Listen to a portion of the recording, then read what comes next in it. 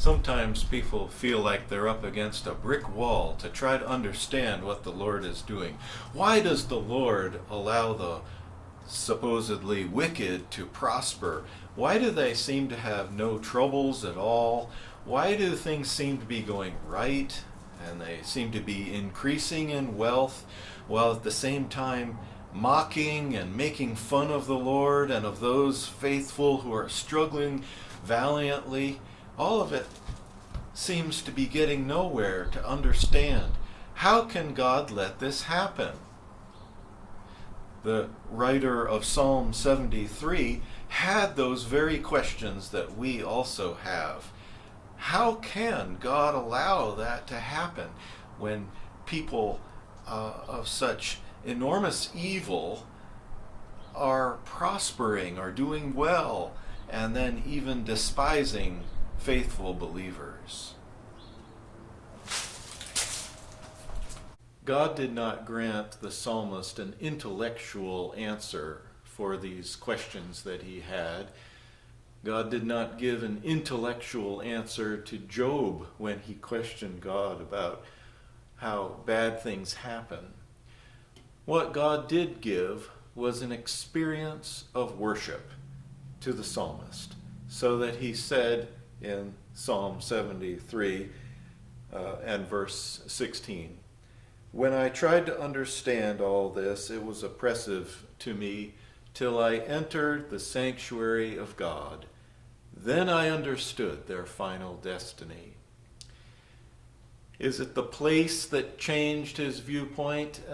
Perhaps, but only as the place of sanctuary, only as the house of the Lord focuses our attention on the Lord.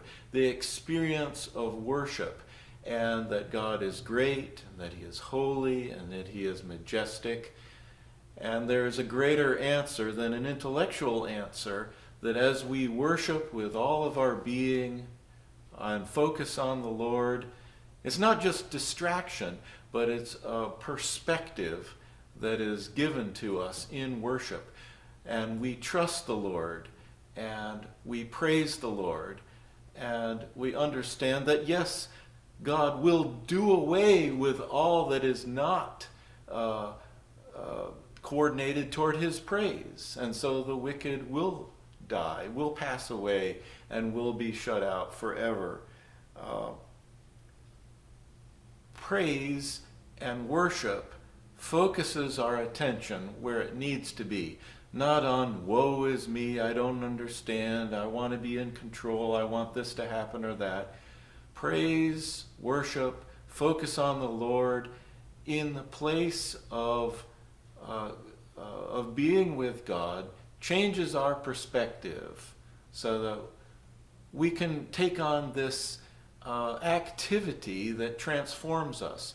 And remember that worship will last forever and ever in the new heavens and the new earth. So we're given right now the activity and the joy of worship that will last forever, while the prosperity and the good health and the mocking by the wicked or by those that are persecuting Christians, that will all not last. That will pass away. And so right now we're given this wonderful renewing aspect of worship. Yes, till I entered the sanctuary of God, then I understood. May you understand, not by your mind, but by the activity of giving yourself to worshiping the Lord every day. That's a transformation that starts now and lasts for all eternity.